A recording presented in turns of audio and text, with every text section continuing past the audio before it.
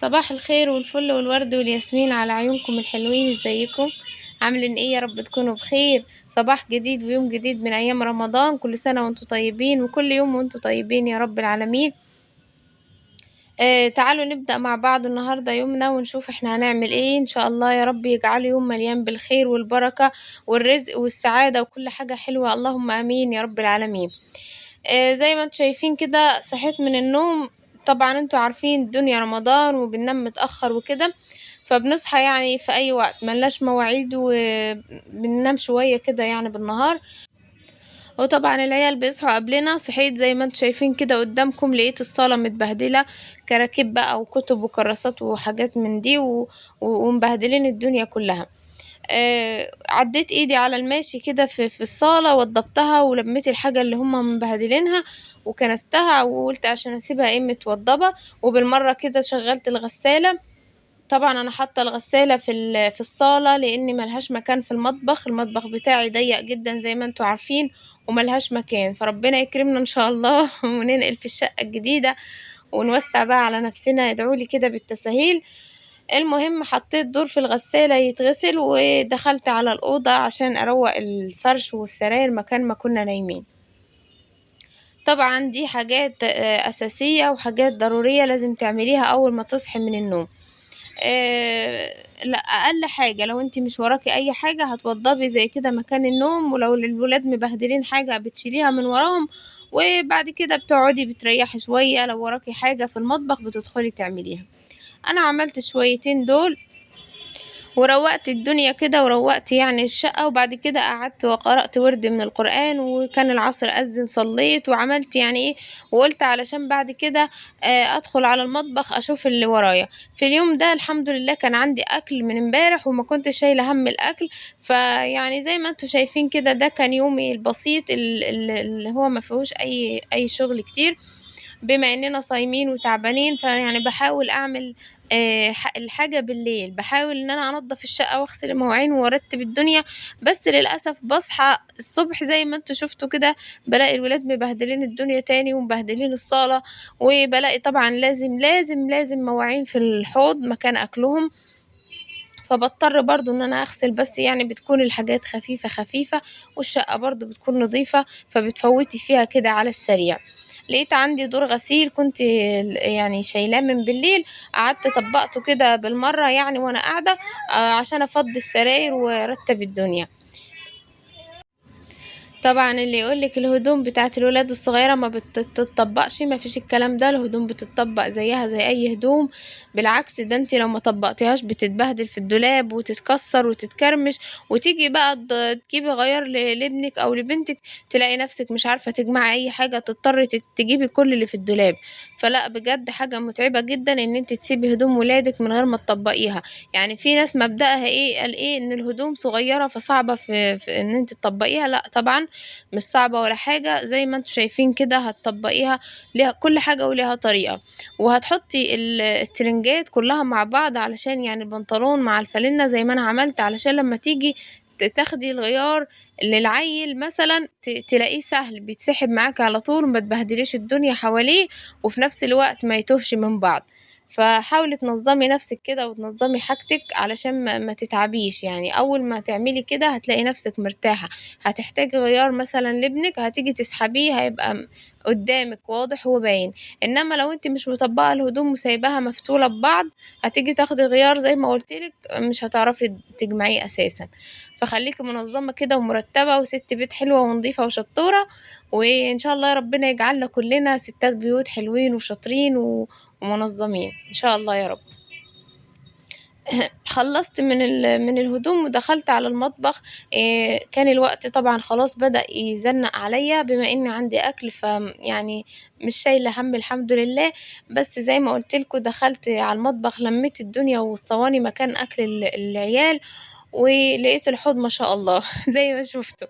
نزلت على المواعين غسلتهم بسرعة، بس برضه ما بياخدوش وقت عشان مش كتار أوي. لو الحوض راكب معاكِ للسقف أول ما تيجي تغسلي هتلاقي الدنيا كلّها فوق دماغِك، وتلاقي نفسِك أخدتِ وقت وأخدتِ مجهود. إنما لمّا تاخديهم كده حاجة بيبقى إيه، الوضع سهل عليكِ. غسلتهم بسرعة زي ما قُلت لكم، ما خدوش وقت، وبعد كده عشان هاشوف يعني إيه اللي ورايا بعد كده أكمّله علشان ما اتزنقش. طبعًا لو أنتِ معاكِ جوزِك في البيت أو معاكِ حد ملزوم منِّك هتضطري تجهّزي حاجتِك بدري وتبقي مستعدة بحيث يأذّن المغرب تبقى كل حاجة جاهزة.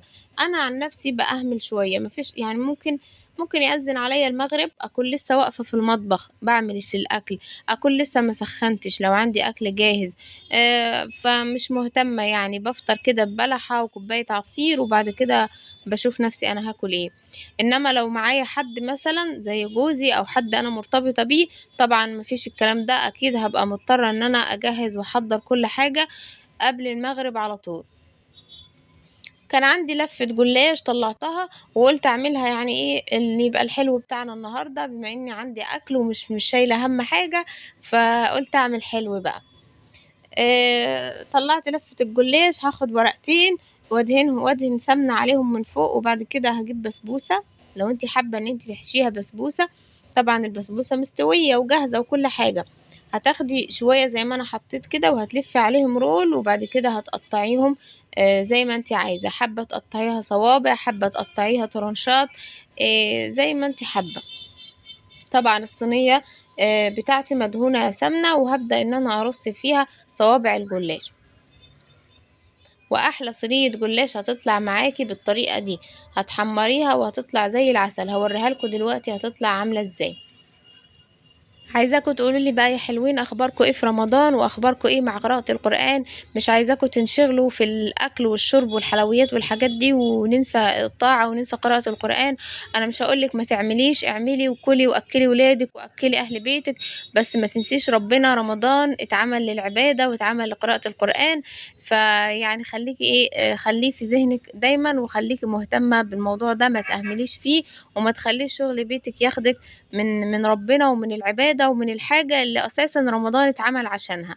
أكيد أنتم فاهمين قصدي إيه. طب هاقول لِك أنا لو أنتِ مش عارفة تنظّمي وقتِك ومش عارفة تقرأي قرآن، هاقول لِك تنظّميه إزاي. خلّي قراءة القرآن دايمًا أول ما تصحي من النوم، سواء صحيتِ الضهر، صحيتِ الصبح، في أي وقت تصحي فيه، خلّي إيه قراءة القرآن في الوقت ده، أو يعني ابدئي بيه أول حاجة وأنتِ لسه كده يعني استفتحي بيه يومِك، منه يعني بركة وخير ورزق، ومنه قبل ما تنشغلي في شغل المطبخ وشغل البيت بيبقى لسه الوقت فاضي والجو رايق، تمام. أول ما هتخلّصي الورد بتاعِك بعد كده ادخلي على المطبخ براحتِك وخلّصي كل شغلِك وكل اللي وراكِ.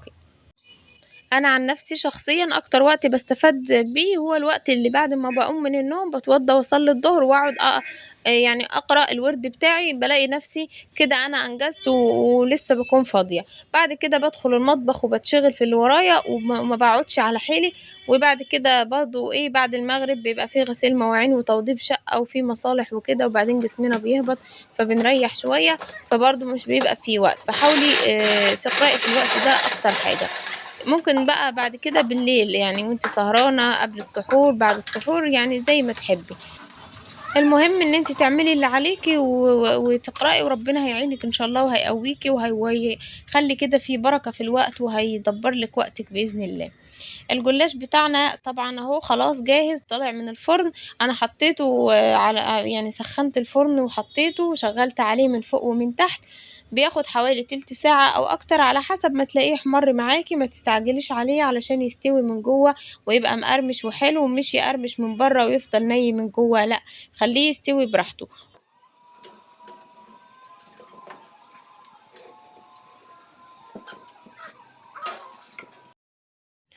وبعد كده أول ما يخرج من الفرن هنسقّيه بالشربات وبألف هنا وشفا، هيبقى معانا أحلى جلاش، هاوريه لكم دلوقتي.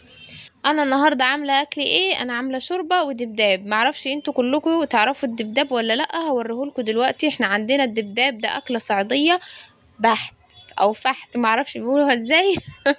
المهم إن هي يعني إيه، عامل زي الرقاق اللي إحنا بنعمله بقى باللحمة وكده، بس ده بيبقى طري وبنغمسه في الشوربة. الشوربة دي طبعًا عبارة عن شوربة لحمة أو فراخ، وبنحط عليها معلقتين من الصلصة أو من التقلية اللي أنا التسبيكة اللي أنا باعملها دي اللي أنتم بتشوفوها، وباحط عليها معلقة سمنة بلدي وباسيبها تتقدح على النار لحد ما تقول يا كفا.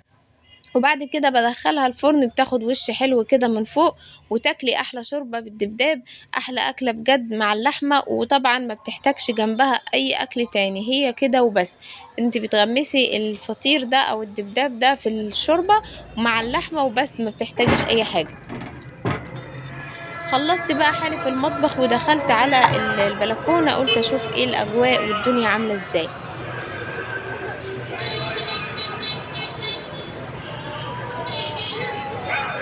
طبعا خلاص القرآن شغال بره والمغرب هيدن، ادي الشوربة وادي اللحمة وادي الدبداب اللي انا بقول لكم عليه، بيبقى رقيق كده، وادي الجلاش والعصير، والحمد لله احلى اكلة وبألف هنا وشفا ونعمة وفضل من عند ربنا.